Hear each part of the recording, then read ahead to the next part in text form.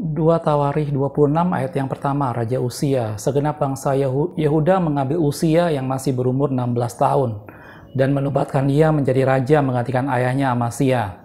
Ia memperkuat Elot dan mengembalikannya kepada Yehuda sesudah raja mendapat perhentian bersama dengan nenek moyangnya. Ayat yang ketiga, Uzia berumur 16 tahun pada waktu dia menjadi raja dan 52 tahun lamanya ia memerintah di Yerusalem. Nama ibunya adalah Yeholnya dari Yerusalem.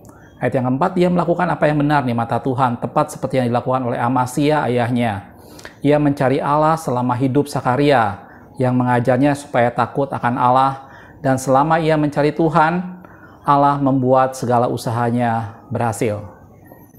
Oke, shalom, selamat malam. Kita ketemu lagi di channel Pelita Kakiku, karena firman-Mu adalah pelita bagi kakiku dan terang bagi jalanku. Ayat yang barusan kita baca adalah cerita dalam firman Tuhan tentang Raja Yehuda, yaitu raja yang ke-10 dari kerajaan Yehuda atau kerajaan selatan. Jadi kalau kita tahu sejarah sebelumnya, bagaimana setelah Salomo hatinya berpaut kepada Allah bangsa-bangsa lain, akhirnya Tuhan menghukum Salomo dengan cara bahwa kerajaannya akan terpecah menjadi dua, yaitu kerajaan utara atau kerajaan Israel dan kerajaan selatan. Tetapi itu tidak terjadi pada masa hidup Salomo, karena Allah menghargai Daud ayah Salomo. Sehingga itu terjadi pecah setelah keturunan Salomo, yaitu Rehobeam. Gitu. Dan salah satu kerajaan Yehuda atau kerajaan selatan itu ada beberapa raja yang masih melakukan hal yang benar di mata Tuhan. Itu berbeda sekali dengan kerajaan utara atau kerajaan Israel. Semua pada kerajaan Israel itu raja-rajanya melakukan apa yang jahat di mata Tuhan. Dan kita tahu ceritanya bagaimana kerajaan Israel akhirnya dibuang terlebih dahulu ke Assyria atau Asyur. Gitu ya. Sementara kerajaan selatan masih beberapa ratus tahun kemudian dia baru dibuang ke Babilonia atau Babel. Dan salah satu raja di kerajaan selatan yang melakukan hal yang benar di mata Tuhan itu adalah Raja Uzia yang barusan tadi kita baca di Tawarikh 26 tadi. 2 Tawarikh 26 ya. Uzia ini sendiri artinya adalah Yah is my strength. Jadi Yahweh Allah adalah kekuatanku. Itu arti kata Uzia. Dan tadi saya sudah bilang dia adalah raja yang ke-10 dari kerajaan Yehuda atau kerajaan selatan, gitu ya. Dan ayahnya adalah Amasya yang sebelumnya juga menjadi raja dan ada di cerita sebelumnya, gitu ya. Ibunya adalah dikatakan tadi Yeholnya dari Yerusalem. Dan dia memerintah selama 52 tahun sejak dia berusia 16 tahun, gitu ya. Itulah kurang lebih mengenai latar belakang Raja Uzia ini. Dia hidup sekitar 760 sampai 740-an sebelum Masehi, gitu ya. Dan dikatakanlah firman Tuhan tadi bahwa dia melakukan apa yang benar di mata Allah. Dia melakukan apa yang benar di mata Allah sehingga dia menjadi berhasil. Allah menyertai dia dan segala sesuatu yang dia lakukan dikatakan berhasil. Gitu. Dan dari sini kita akan belajar tentang seorang raja yang melakukan segala sesuatu dengan bantuan Tuhan. Melakukan segala kesuksesannya dan Allah menolong dia karena dia melakukan apa yang benar di mata Tuhan. Tetapi pada akhir hidupnya, menjelang saat dia merasakan semua kesuksesan itu, dia kemudian menjadi lupa diri. Karena itu di video ini saya kasih nama kesombongan yang membawa kebinasaan. Gitu ya. Kita akan lihat seorang raja yang memulai sesuatu dengan baik, seorang raja yang disertai dengan Tuhan dan melakukan banyak perkara dan menyenangkan hati Tuhan. Tetapi pada akhirnya dia mulai meninggikan diri dan dia lupa keberadaannya sehingga akhirnya Tuhan menghukum dia. Gitu ya. Nah, kita akan lanjutkan ayat yang tadi ya. Oke. Mulai masuk ke ayat yang ke-6, tadi saya sudah bacakan sampai ayat yang ke-5, dikatakan karena dia mencari Tuhan, Tuhan membuat semua usahanya berhasil. Itu tadi sampai ayat yang ke-5 ya. Kita lanjut ayat yang ke-6. Maka majulah ia berperang melawan orang-orang Filistin dan membongkar tembok Gat, Yapne, dan Asdod, lalu mendirikan kota-kota di sekitar Asdod dan di wilayah dan lain-lain di wilayah orang Filistin. Gat, Yapne, dan Asdod itu adalah kota-kota di wilayah Filistin. Itu ada di pesisir sebelah barat dari kerajaan Yehuda, gitu ya. Asdod adalah salah satu kota pelabuhan yang sangat terkenal, gitu ya. Lanjutannya ayat yang 7, Allah menolongnya terhadap orang Filistin dan terhadap orang Arab yang tinggal di Gur Baal. Ya, Gur Baal ini atau dalam dalam peta sekarang itu dibilang dengan Bosrah atau Basrah, gitu ya. Itu adalah di sebelah selatan Laut Mati. Dan itu adalah wilayah orang Edom. Jadi kalau misalnya kita perhatikan kerajaan selatan, kerajaan Yehuda, di sebelah baratnya itu adalah pesisir pantai, itu adalah wilayah Filistin. Di sebelah selatannya itu adalah wilayah Edom. Itulah yang disebut dengan Gur Baal tadi. Gitu ya, dia mengalahkan juga di sana. Orang Arab yang tinggal di sana. Dan terhadap orang Meunim. Meunim adalah salah satu suku orang Kanaan. Salah satu suku bangsa Kanaan. Lanjutannya, ayat yang ke-8. Orang-orang Amon membayar upeti kepada Uzia, namanya termasuk sampai ke Mesir karena kekuatannya yang besar. Oke, sampai sana dulu. Yang pertama yang terjadi setelah dia mengalami kesuksesan yang besar adalah dia mulai menguasai daerah-daerah sekitarnya. Tadi dikatakan dia menguasai orang Filistin, dia membongkar tembok di Gad, Yabne, dan Asdod. Kemudian orang Arab yang tinggal di Gurbaal dikuasainya juga, itu daerah wilayah Edom. Terhadap orang Meunim juga, salah satu suku di Kanaan. Dan dia bilang orang Amon itu ada di sebelah timur. Ada di sebelah timur, dia sampai membayar upeti kepadanya. Jadi Anda bisa bayangkan kerajaan selatan yang relatif kecil itu menguasai kerajaan-kerajaan sekitarnya. Itu karena Allah menyertai Uzia ini. Gitu ya. Tidak sampai di sana kesuksesan yang dialami oleh Uzia, dia juga mengalami kesuksesan dalam bidang ekonomi di negaranya dalam hal bercocok tanam. Kita lanjutkan ayatnya. Mulai ayat yang ke-9. Uzia mendirikan menara di Yerusalem di atas pintu gerbang sudut, di atas pintu gerbang lebak, dan di atas penjuru, serta mengokohkannya. Ia mendirikan juga menara-menara di padang gurun dan menggali banyak sumur, dikatakan seperti itu. Karena banyak ternaknya, baik di dataran rendah maupun dataran tinggi. Dia juga mempunyai petani-petani dan penjaga-penjaga kebun anggur. Wow. Di gunung-gunung dan di tanah-tanah yang subur karena ia suka pertanian. Jadi berikutnya adalah Uzia menjadi satu pribadi, menjadi satu raja yang sukses mengelola negaranya menjadi satu negara yang makmur. Gitu ya, dia menguasai daerah-daerah sekitarnya dan dia juga berhasil membuat banyak menara di setiap penjuru kota.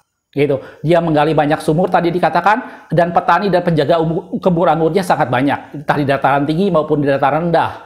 Gitu, karena dia suka pertanian. Ini keberhasilan yang kedua yang dicapai oleh seorang Uzia, bagaimana dia takut akan Tuhan, melakukan hal yang benar di mata Tuhan, dan Allah membuat segala sesuatunya berhasil. Dia menguasai kerajaan sekitarnya, dan dia membuat rakyatnya maju, makmur, pertaniannya berkembang dengan sangat bagus. Gitu ya. Lanjut lagi, ada kesuksesan berikutnya yang luar biasa dari Uzia ini, ayat yang 11. Selain itu, Uzia mempunyai tentara yang sanggup berperang, yang maju berperang dalam rasa-rasa menurut jumlah anak buah yang dicatat oleh Panitera Yeirel dan penata usaha Maaseya di bawah pimpinan Hananya, salah seorang panglima raja. Ayat 12, kepala-kepala puak pahlawan yang gagah perkasa itu jumlahnya 2.600 orang. Jadi ada 2.600 orang kepala pahlawan. Jadi tentara-tentaranya sangat banyak. Pimpinannya ada 2.600 orang, dikatakan seperti itu. Terdiri dari 307.500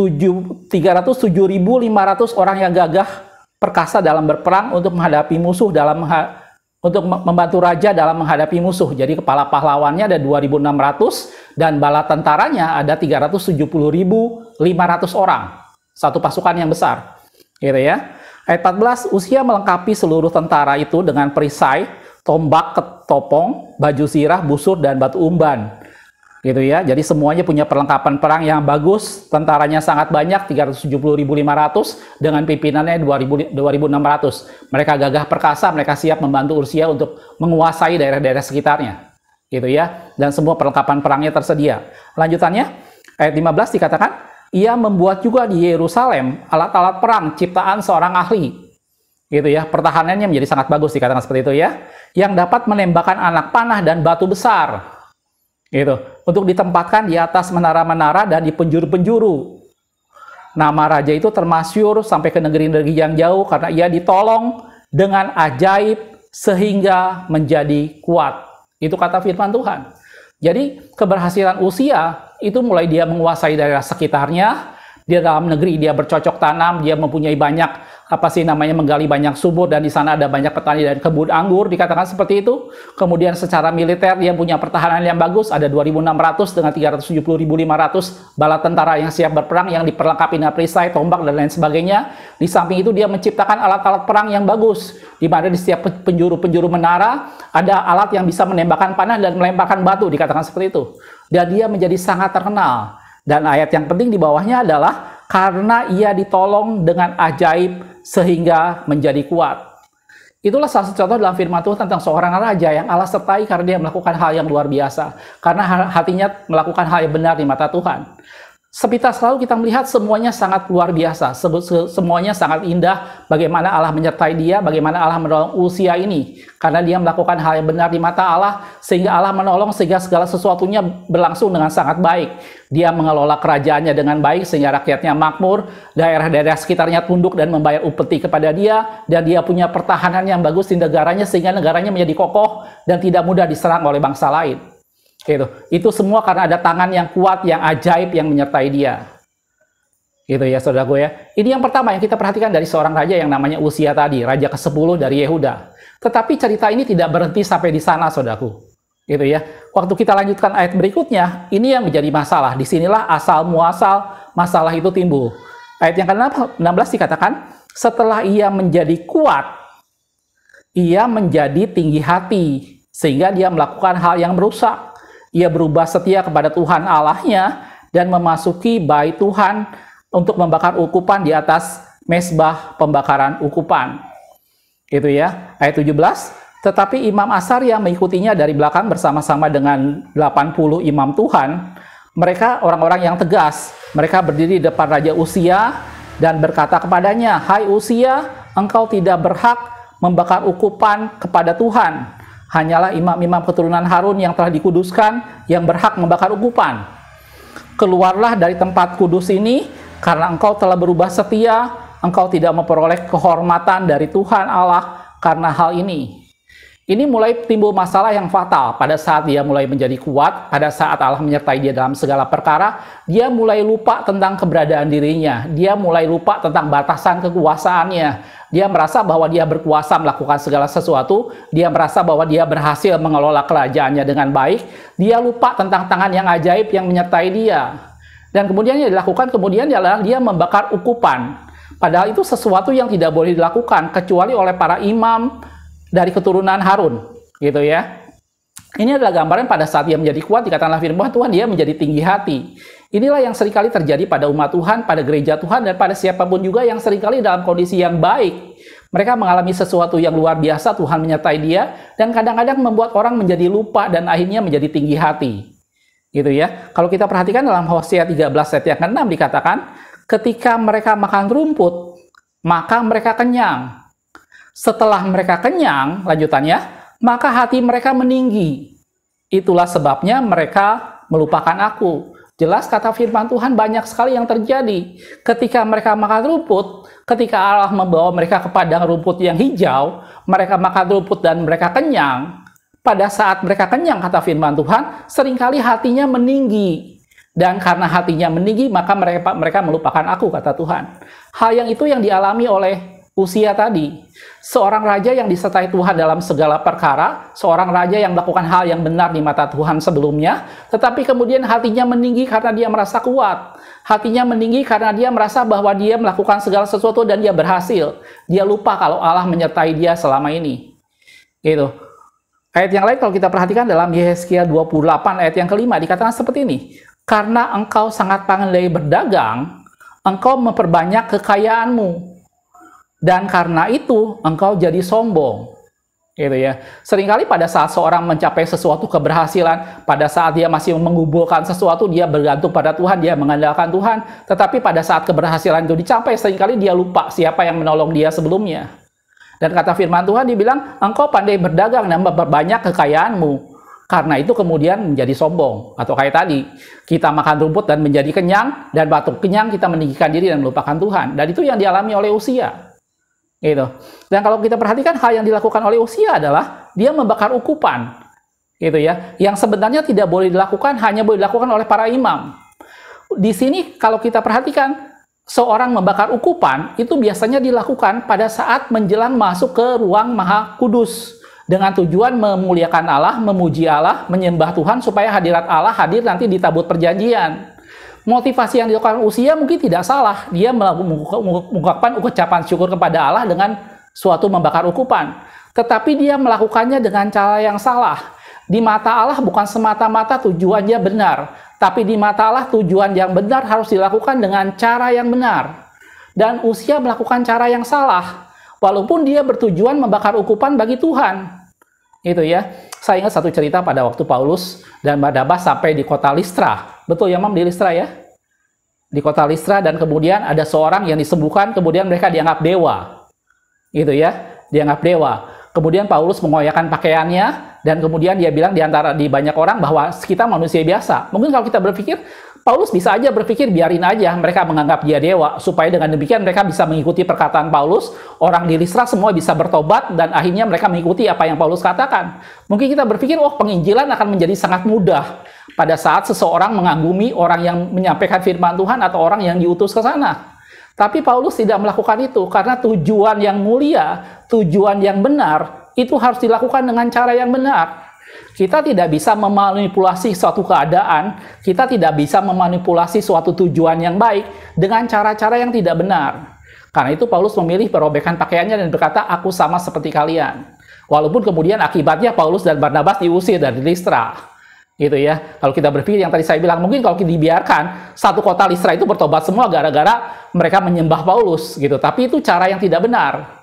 Gitu. Dan yang dituju lakukan oleh Usia adalah dia membakar ukupan. Tujuannya mungkin baik untuk menyembah Tuhan, tapi cara yang dilakukannya salah. Usia tidak mengerti batasan wewenangnya dia. Usia tidak mengerti bahwa seluruh kerajaan adalah wewenangnya dia. Dia bisa melakukan apapun juga dalam kerajaannya, tetapi dia tidak bisa melakukannya di dalam bait Allah. Bait Allah ada batasan tertentu. Bait Allah itu adalah wewenang imam besar sepenuhnya. Seluruh areal kerajaan itu betul ada di bawah wewenang Usia, tetapi tidak bait Allah. Bait Allah hanya imam besar yang boleh masuk ke sana, dan itu yang dilanggar oleh Usia.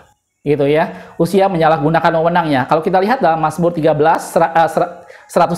ayat yang pertama dikatakan, nyanyian siarah Daud, Tuhan, aku tidak tinggi hati dan aku tidak memandang dengan sombong. Aku tidak mengejar hal-hal yang terlalu besar, hal-hal atau hal yang terlalu ajaib bagiku. Daud katakan, aku tidak sombong, aku tidak memandang dengan tinggi hati, dan aku tidak mengejar hal-hal yang terlalu besar, atau hal-hal yang terlalu ajaib bagiku. Daud mengerti bahwa dia punya keterbatasan. Daud bisa mengukur kadar imannya. Daud tidak memaksakan diri melakukan sesuatu yang di luar kemampuannya dia. Ada batasan yang dia harus mengerti. Betul, dia adalah seorang raja. Betul, Usia menguasai seluruh kerajaan, bahkan kerajaan-kerajaan di sekitarnya semua adalah wewenang dia. Betul, rakyatnya makmur dan dipelihara dengan segala sesuatu yang baik. Betul, tentaranya sangat banyak dan sangat kuat. Tetapi dia harus mengerti bahwa bait Allah, dia tidak boleh masuki dengan sembarangan. Bait Allah itu hanya imam besar yang boleh masuk ke sana dan membakar ukupan. Gitu ya. Dan Daud belajar untuk tidak melakukan yang terlalu jauh. Dia tidak mencapai yang terlalu tinggi, dia bilang seperti itu. Dalam Roma 12 ayat yang ketiga dikatakan seperti ini. Berdasarkan kasih karunia yang dianugerahkan kepadaku, Paulus bilang, aku berkata kepada setiap orang di antara kamu. Jelas Paulus bilang, aku berkata kepada setiap orang di antara kamu, dikatakan, janganlah kamu memikirkan hal-hal yang lebih tinggi daripada yang patut kamu pikirkan. Tetapi hendaklah kamu berpikir begitu rupa, sehingga kamu menguasai diri menurut iman yang dikaruniakan Allah kepada kamu masing-masing. Paulus mengajarkan kita untuk mari kita bisa mengukur kemampuan diri, kita bisa mengukur ukuran iman yang dikaruniakan pada kita. Jangan berpikir bahwa karena Allah menyertai kita, karena Allah melakukan sesuatu menolong kita, maka semuanya kita bisa lakukan. Ada hal-hal tertentu yang memang kita membutuhkan orang lain. Ada hal-hal tertentu yang memang itu bagian orang lain, bukan bagian kita. Dan kita harus mengerti batasan kita. Kita harus mengerti ada batasan yang kita mampu lakukan, ada yang bagian orang lain. Gitu. Dan ini yang gagal dilakukan oleh Usia. Dia tidak mengerti bahwa bait Allah itu bukan wewenang dia. Bahwa membakar ukupan itu bukan wewenangnya dia. Gitu. Dan dia melanggar itu. Gitu ya. Dan kemudian apa yang terjadi? Kalau kita lanjutkan cerita tadi, kemudian di sana ada imam-imam yang menegur itu ya. Kita lanjut ayat 19 di Tawarikh 26 tadi ya. Tetapi Usia, dia bilang setelah ditegur tadi ya, dengan bokor ukupan di tangannya untuk dibakar menjadi marah. Waktu dia ditegur tadi oleh imam-imam dan Asaria semuanya, dengan bokor ukupan di tangannya dia menjadi marah, dia bilang. Sementara amarahnya meluap terhadap para imam, lanjutannya, timbullah penyakit kusta pada dahinya di hadapan para imam di rumah Tuhan dekat mezbah pembakaran ukupan.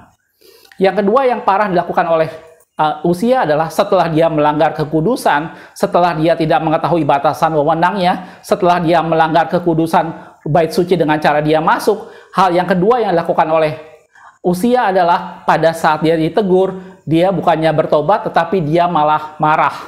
Dia mengungkapkan kemarahannya dengan bokor ukupan di tangannya, dan dia mengungkapkan semua kemarahannya. Gitu. Ini adalah bentuk suatu kesombongan, bentuk seseorang yang tinggi hati. Seorang yang tinggi hati merasa bahwa dia bisa mampu melakukan segala sesuatunya. Dia merasa bahwa segala sesuatu dia bisa lakukan. Dan yang kedua, orang yang tinggi hati tidak mau dikasih tahu. Orang yang tinggi hati seringkali tidak mau untuk ditegur. Bahkan dia mengungkapkannya dengan bentuk kemarahan. Dia tidak menyadari bahwa itu adalah untuk kebaikan dia. Imam-imam menegur dia untuk kebaikan Uzia sendiri, tetapi dia mengungkapkannya dengan bentuk kemarahan. Dan apa yang terjadi kalau kita perhatikan? Ayat yang ke-20 dikatakan, imam kepala Asaria dan semua imam lainnya memandang kepadanya, dan sesungguhnya ia sakit kusta pada dahinya. Pada saat dia melanggar, mempersembahkan ukupan di sana yang dia tidak boleh lakukan, dan kemudian ditegur dan dia marah, imam-imam melihat ada kusta di dahinya.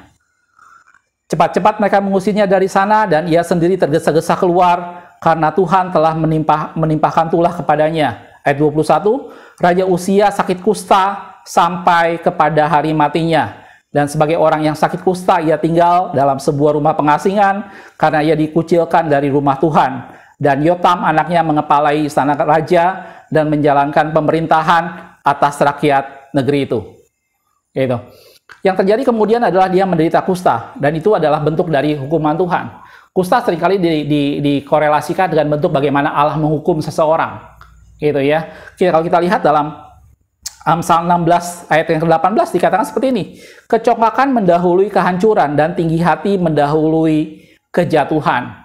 Inilah yang dialami oleh Uzia, seorang yang sangat luar biasa, menguasai banyak daerah, seorang raja yang berhasil mengelola ekonomi kerajaannya dengan sangat baik, seorang raja yang berhasil membuat pertahanan kerajaannya sangat kokoh, tetapi pada saat dia mulai meninggikan diri dan dia melupakan Tuhan, dan dia bilang melanggar kasih setianya pada Tuhan, kemudian dikatakan dia membakar ukupan yang tidak boleh dilakukan, dan kemudian dia marah pada waktu ditegur, dan akhirnya timbul kusta. Dalam firman Tuhan dikatakan tadi, kecongkakan mendahului kehancuran. Itulah kehancuran Raja Uzia, seorang raja yang luar biasa, akhirnya menemui kehancurannya gara-gara dia mencongkakkan diri, karena dia tinggi hati, gitu ya. Dan akibatnya timbul kusta di dahinya. Dan tadi saya sudah bilang, kusta ini sangat berhubungan dengan hukuman yang Tuhan berikan.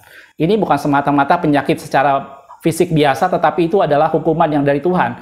Kalau kita perhatikan dalam firman Tuhan, ada beberapa kejadian di mana orang menderita kusta, gitu ya. Saya ambilkan dua contoh di sini. Pada waktu Miriam, kakak Musa, waktu itu mengata-ngatai Musa, masa hanya Musa saja yang mendapat pesan Tuhan, sementara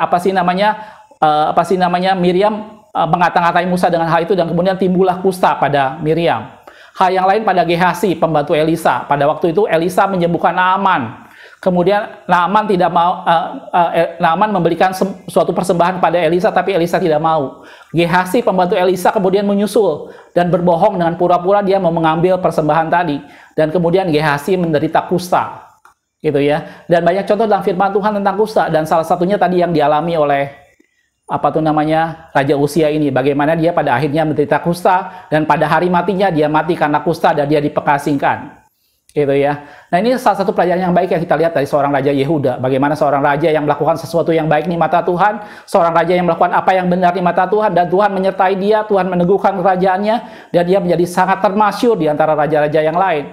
Tetapi berakhir dengan suatu kejatuhan dan kehancuran yang luar biasa, karena dia melanggar kekudusan, karena dia tidak menghargai aturan yang Tuhan buat, karena dia tidak menghargai bahwa ada ketentuan Tuhan, di mana tidak ada seorang yang boleh membakar ukupan selain daripada keturunan Harun. Dan dia melanggar itu, dan dia marah pada saat ditegur, dan akhirnya muncul kusta di dahinya, dan dia mati dengan kustanya, gitu ya. Ini pelajaran yang baik yang perlu kita lihat tentang Raja Uzia ini. Dalam Yesaya 2 ayat yang ke-11 dikatakan seperti ini, manusia yang sombong akan direndahkan, kata firman Tuhan, dan orang yang akuh akan ditundukkan, dan hanya Tuhan sajalah yang maha tinggi pada hari itu. Yakobus 4 ayat 10 dikatakan, rendahkanlah dirimu di hadapan Tuhan, dan dia akan meninggikan kamu. Pada saat kita meninggikan diri, justru kita direndahkan. Kalau kita merendahkan diri di hadapan Tuhan, maka Tuhan akan meninggikan kita. Ayat yang terakhir, 1 Petrus 5 ayat yang ke-6 dikatakan, karena itu rendahkanlah dirimu di bawah tangan Tuhan yang kuat, supaya kamu ditinggikan pada waktunya. Pelajaran yang baik yang kita belajar saat ini adalah mari belajar merendahkan diri di hadapan Tuhan. Apapun yang kita alami, apapun yang kita lakukan, kita mungkin melihat bagaimana Tuhan menyertai pelayanan kita. Kita mungkin melihat bagaimana Tuhan membuat banyak tanda ajaib menyertai kita. Tapi ingat, jangan sombong. Itu semua terjadi karena Tuhan. Itu semua karena Tuhan menyertai kita. Kesombongan akan merusak kita, kesombongan akan menghancurkan kita. Justru pada saat kita tetap merendahkan diri di hadapan Tuhan, Allah akan meninggikan kita pada waktunya.